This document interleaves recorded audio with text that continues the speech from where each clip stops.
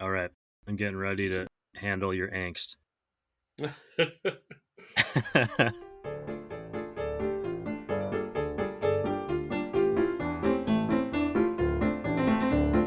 Hey, good morning, everyone. Welcome to Season 4, Episode 6 of the Roast West Coast Coffee Podcast. I'm Ryan Wolt, and this is the show where I bring you the stories of coffee professionals and entrepreneurship, and sometimes we get coffee smarter. We try to learn something every week, but honestly, some weeks I'm just holding on, trying to let all the info brew in my brain.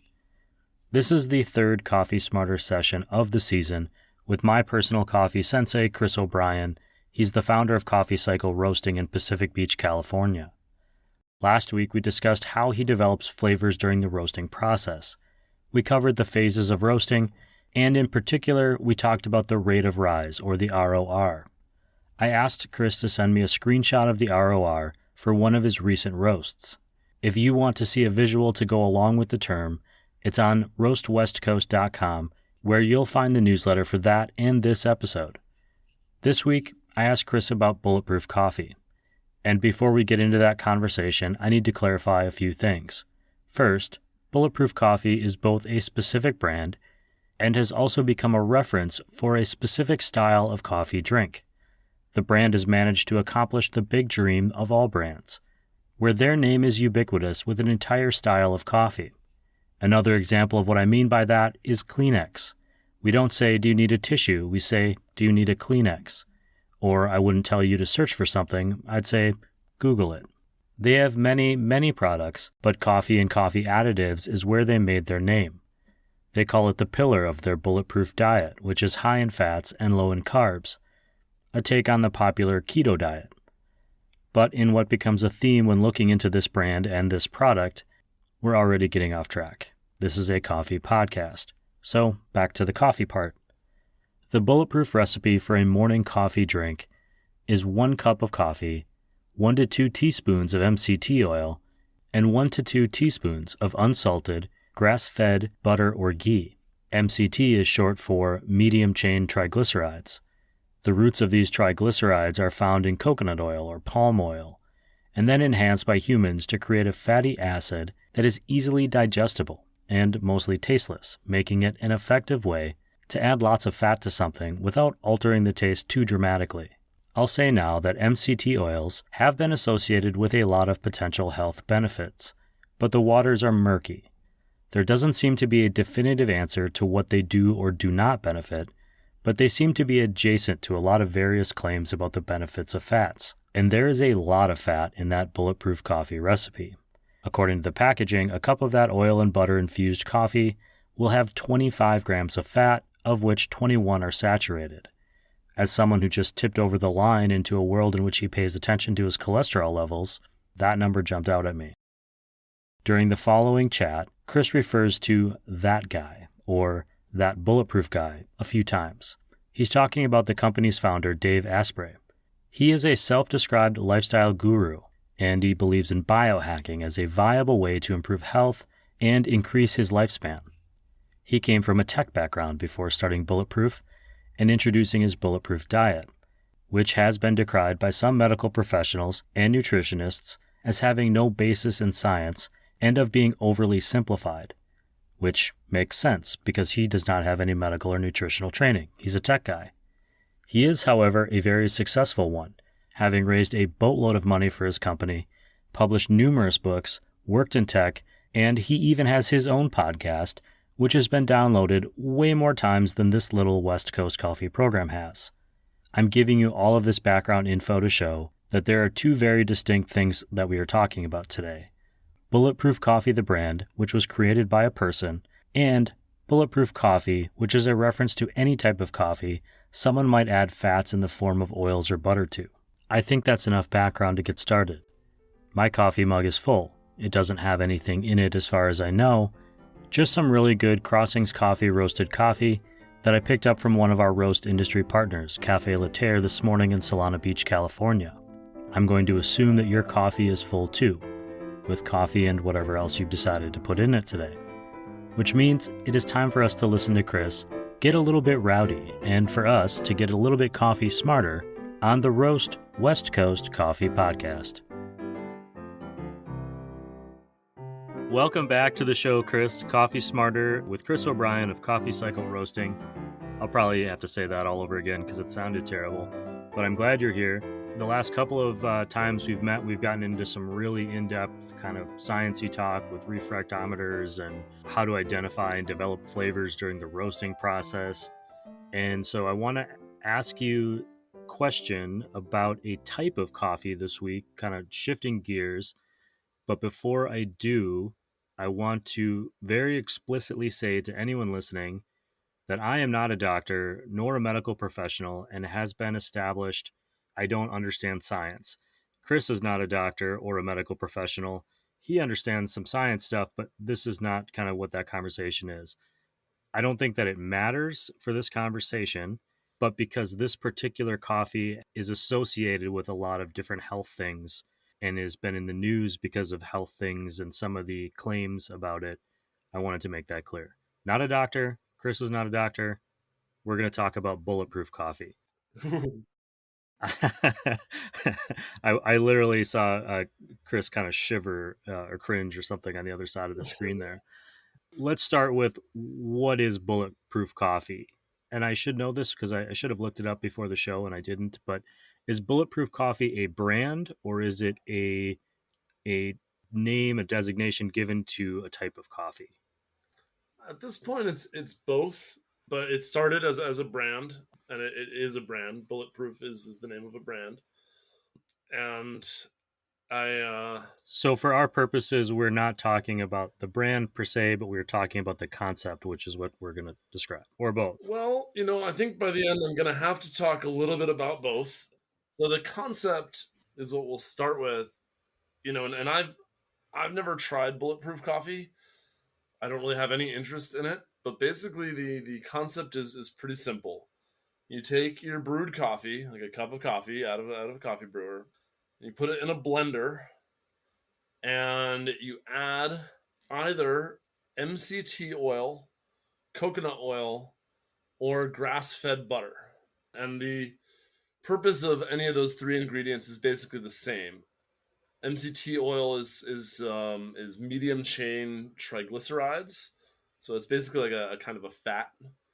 And the idea is that coconut oil or grass-fed butter will provide the same overall benefit as the MCT oil, or maybe even be a source of the MCT oil. I could be a little rocky on that.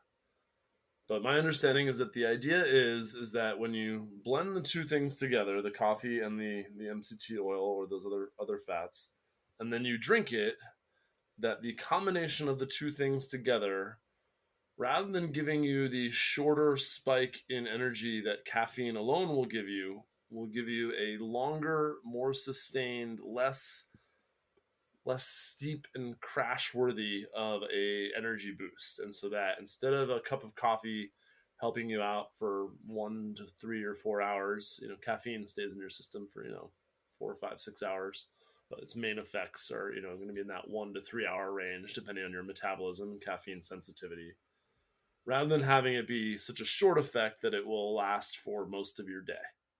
So kind of interesting. Yes.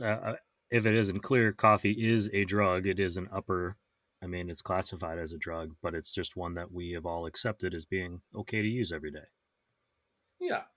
So, from the perspective of wanting your caffeine buzz or your energy boost to last longer and be more effective and be overall more healthy as you're experiencing less severe ups and downs, that sounds great to me. That's all wonderful. And as Ryan said, I'm not a scientist and I'm not a doctor or in the medical field at all.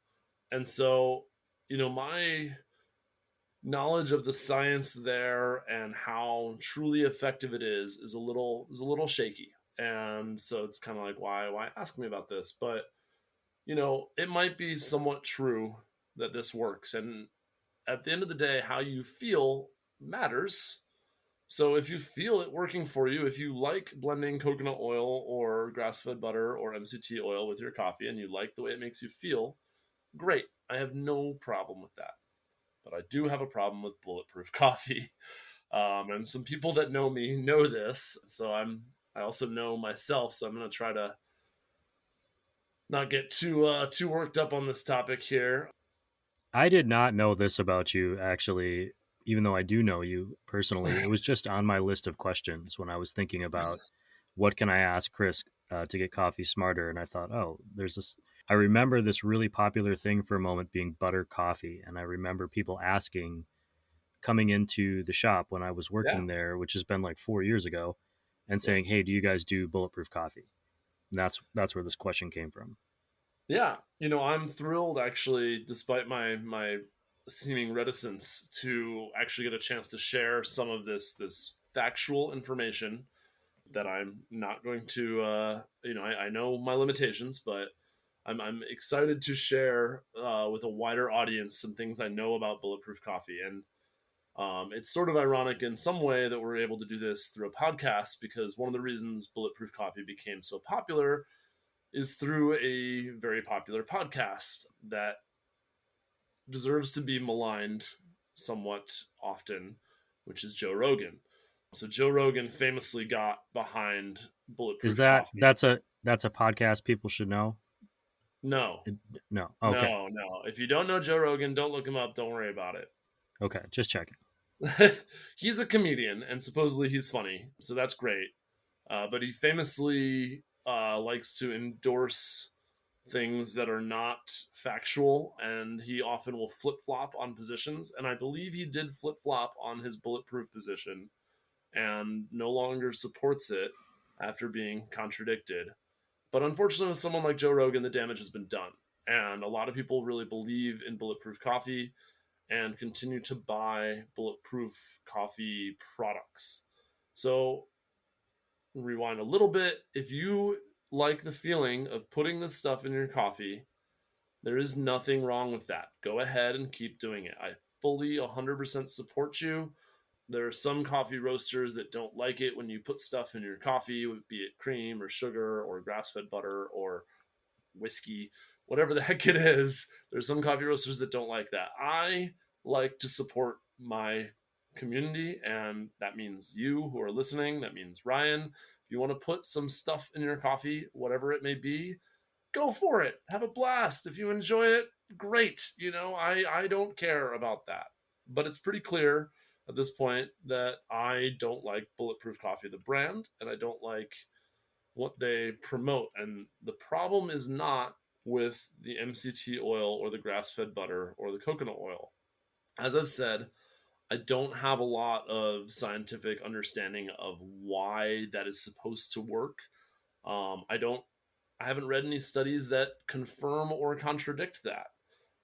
Yet I still wanted to talk about this on a podcast with you, Ryan, because I'm going to clarify again, an opinion based podcast yes, for an the opinion moment. based podcast. The other part of Bulletproof Coffee, well, you got to put yourself in the shoes of this guy who started the company Bulletproof Coffee, and you got to say, okay, he is trying to promote this scientific idea for people to ostensibly help them with their day and with their caffeine intake and with their enjoyment of caffeine and coffee as a drug.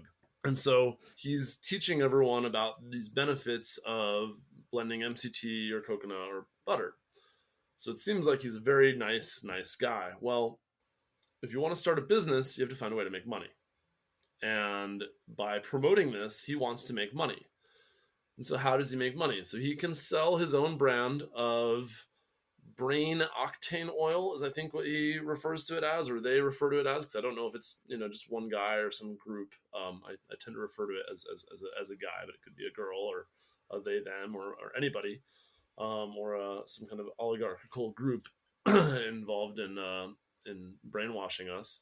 But they sell their MCT oil blend, but they also tell you that you can use MCT oil or grass-fed butter or coconut oil. So that seems like they're maybe missing an opportunity for business there. Well, not so much, because not only do they want you to buy their blend ideally, but they also say the only way that you're really going to get all these benefits is if you also buy our house roasted coffee beans.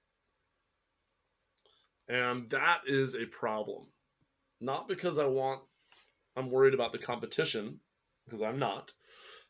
um, They claim that their coffee beans are the only ones that are free of mycotoxins.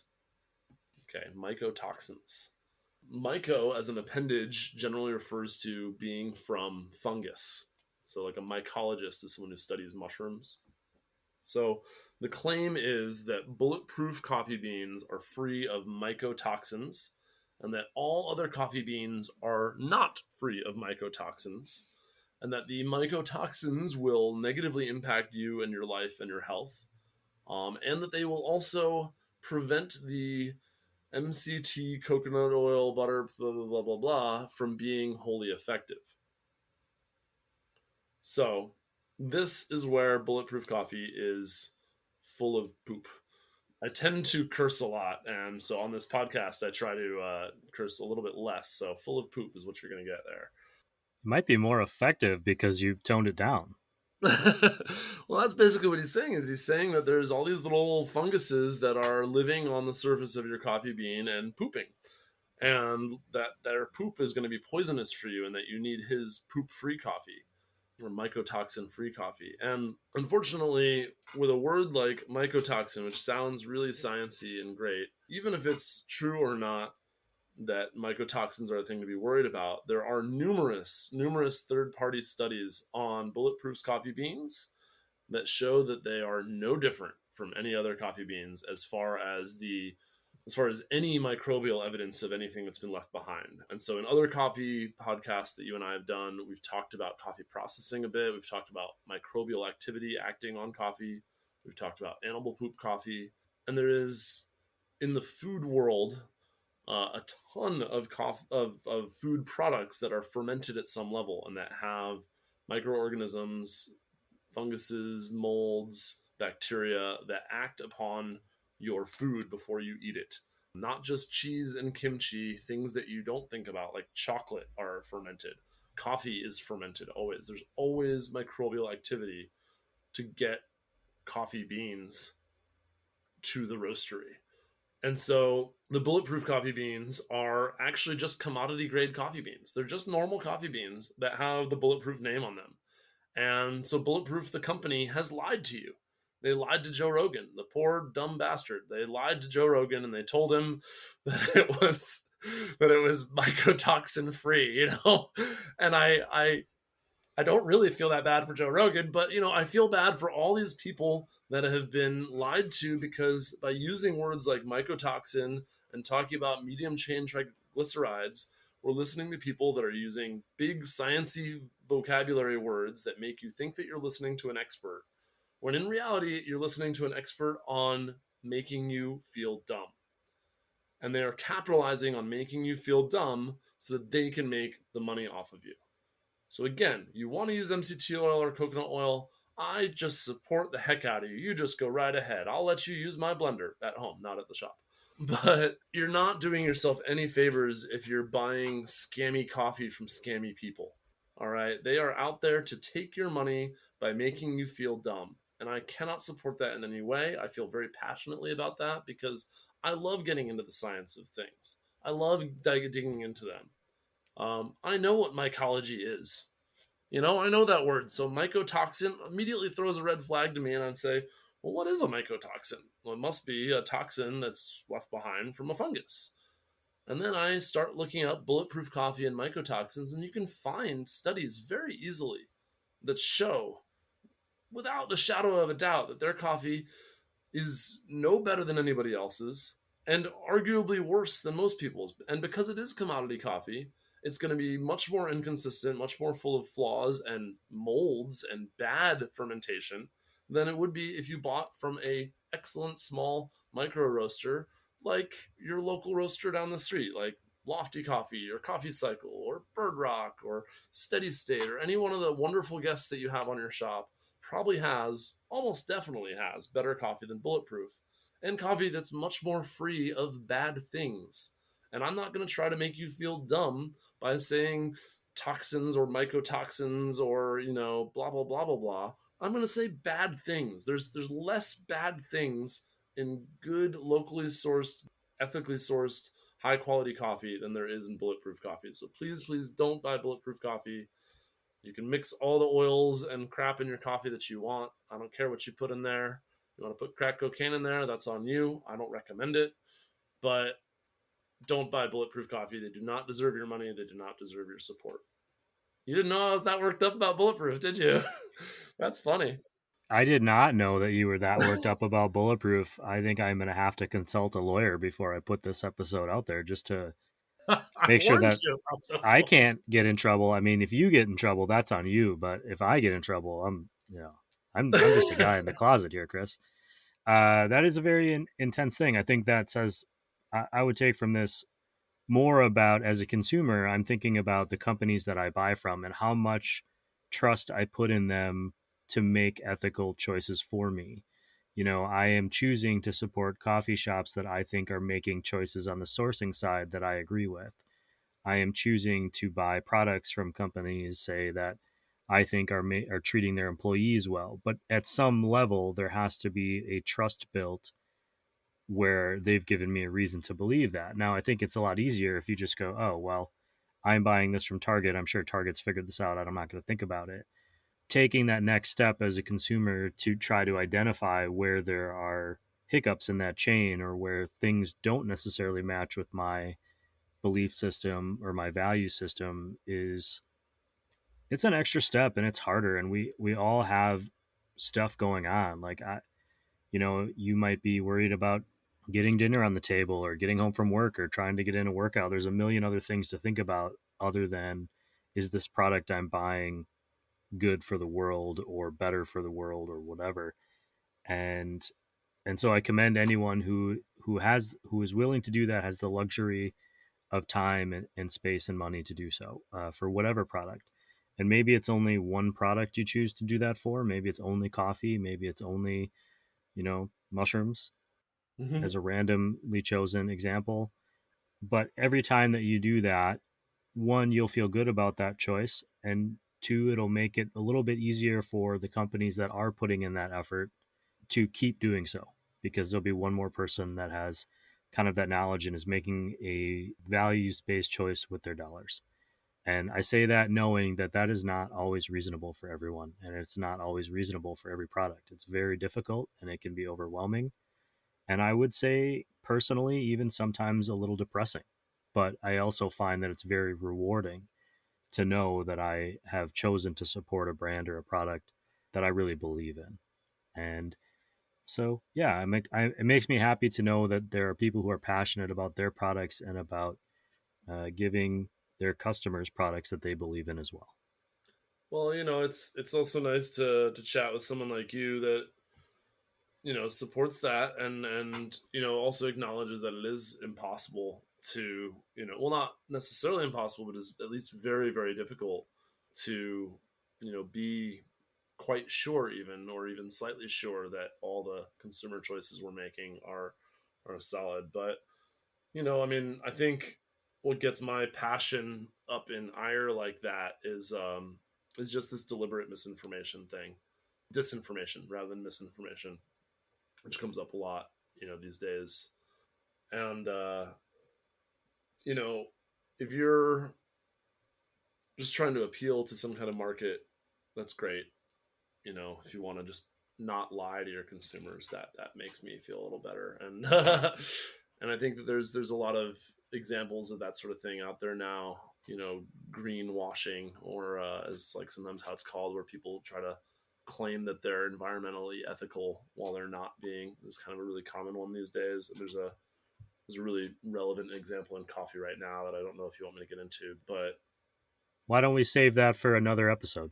it's just really tough when you can't really trust what you're being told, and you have to find these alternative sources. And I don't want to. Oh God, the word alternative sources, that doesn't sound good at all in this day and age. But it is really hard to know, because if a company is telling you they're doing something ethically, then why should you disbelieve them? And sometimes it just requires a little bit of thought.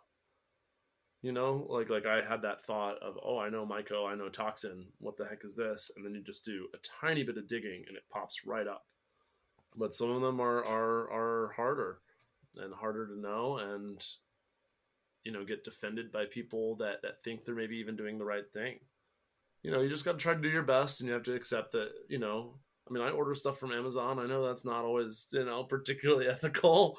So I'm not sitting on some perfect, perfect platform here. Well, I think that brings up a point is that we're all making compromises in our life based on the situation that we're in. And we didn't necessarily create society or create a economy as it stands right now, but we are living in it and making choices. I have a cell phone. There are issues in that cell phone chain, right? Where it's being made, the products that are used to create it. There are all these compromises, and finding where you can comfortably live in balance as best as you can is important for everyone to make that choice on their own. But also, you mentioned disinformation, and I think that is really the hardest thing. We're talking about coffee, but it does apply to a lot of other things. If I search for this when we get off of this podcast call, I bet I'll find hundreds and hundreds of web pages with information that is being presented as factual. How do I know which ones to believe or not believe? And I don't want to advise anyone else and say this is the place you go to get the right information, because frankly, we've all been burned a time or two by saying something like that. Like, I know this to be true because I read it here. Well, sometimes what we know to be true changes. And that's kind of the big thing is information changes, data changes, things change over time. And so we have to adjust to those concepts. I like to do my personal research, and this is just for me, kind of like how I look at like Yelp reviews. If there's 100 Yelp reviews and there's one that's like, this place is the worst, and there's one that's like, this place is the best, and then there's 98 that fall somewhere on the chain of either better or worse, I'm probably looking at the whole instead of one individual review, Right. because somebody can have a bad experience at a great place. Somebody can have a great experience at a bad place.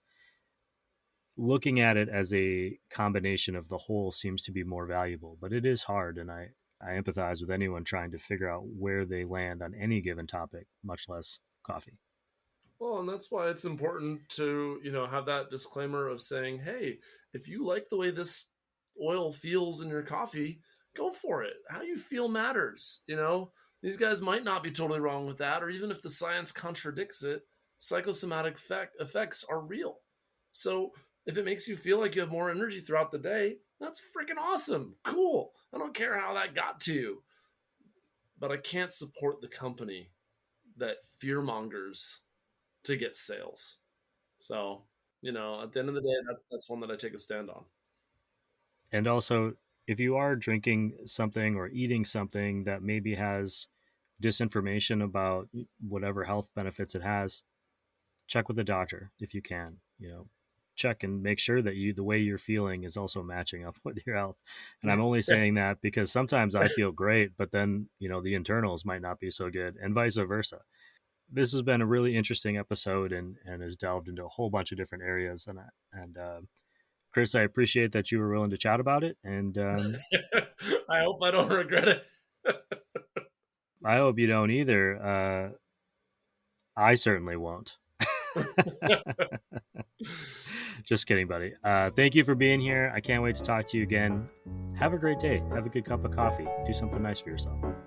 Thanks, man. You do the same. It's always nice chatting. This has definitely been probably one of the highlights of my day.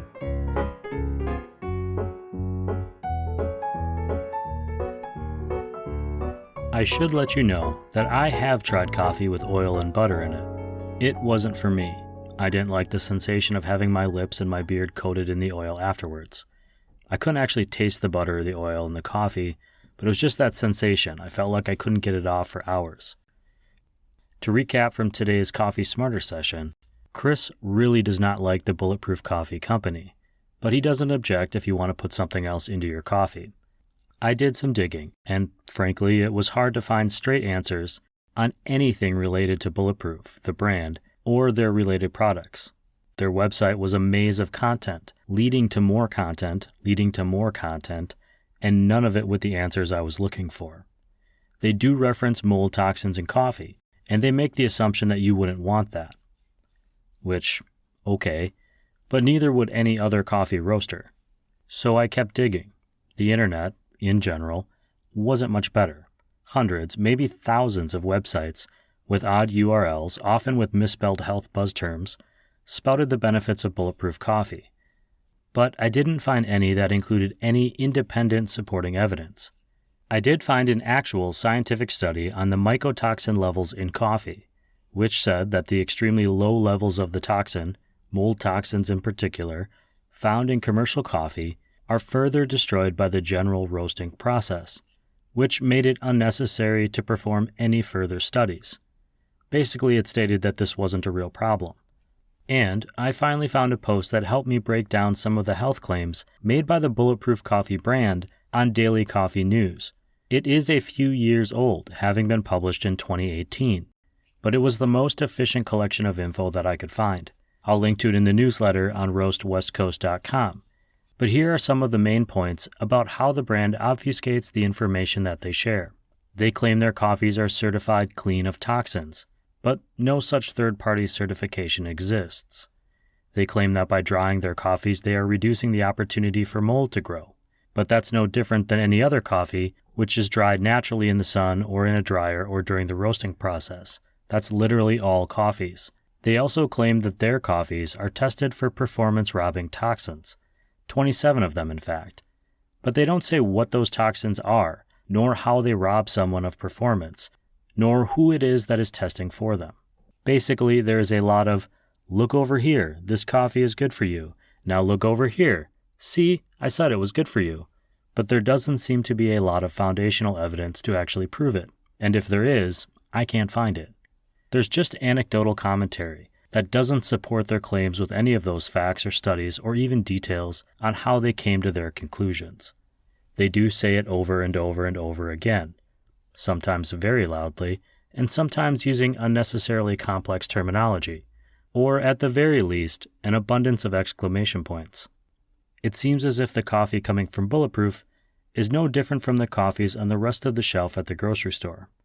There are rumors, in the way that we sometimes hear rumors about Costco's Kirkland brand, that the Portland Roasting Company in Oregon is the provider of beans to Bulletproof. Again, those are rumors, not confirmed. I can confirm that the other podcaster Chris referenced, his name rhymes with Bro Hogan, did in fact change his tune on Bulletproof the brand's coffee.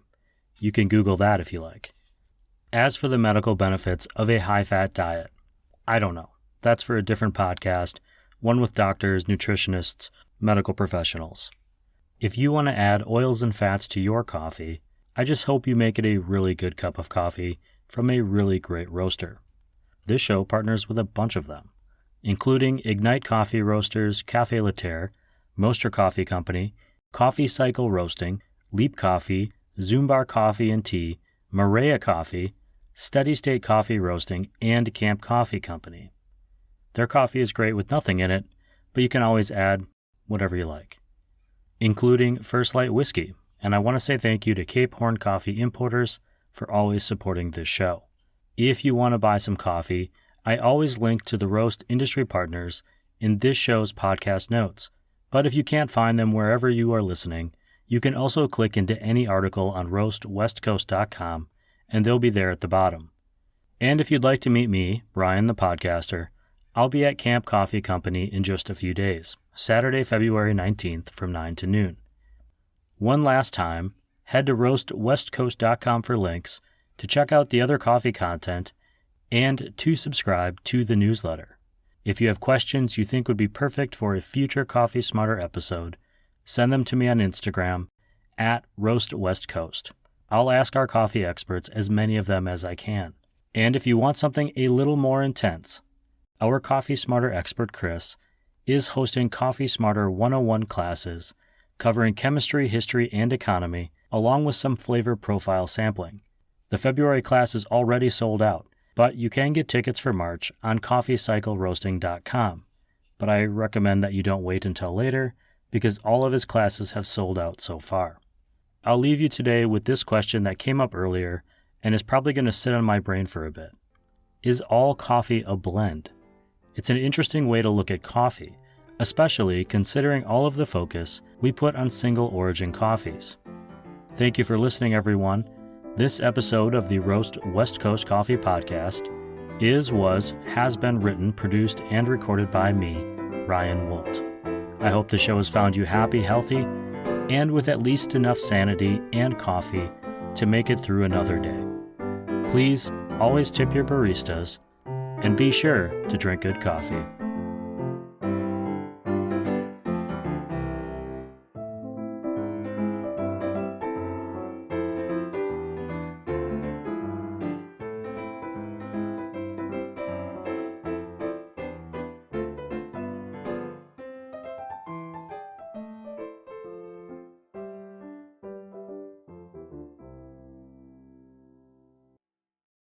I like beer. It makes me a jolly good fellow. Welcome to I Like Beer, the podcast, where we discuss great beers and the stories that go with them. I'm your host, Jeff. And I'm your host, Jeff. We are lucky enough to live in North County, San Diego, a beer mecca within a beer mecca, where it's 72 degrees all year long and there are over 160 breweries within minutes. Weather's nice, the water's warm, the beer is cold, and there are stories to be told.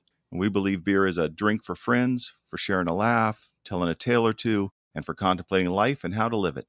We're not your ordinary beer pod, so grab a beer, pull up a bar stool, and join us for a few laughs. You can find us wherever you get your pods, and also on Instagram and Facebook at I Like Beer the Podcast, as well as on Twitter or our website, ilikebeerthepodcast.com. Looking forward to having you join us. Cheers. As a matter of fact, I love beer.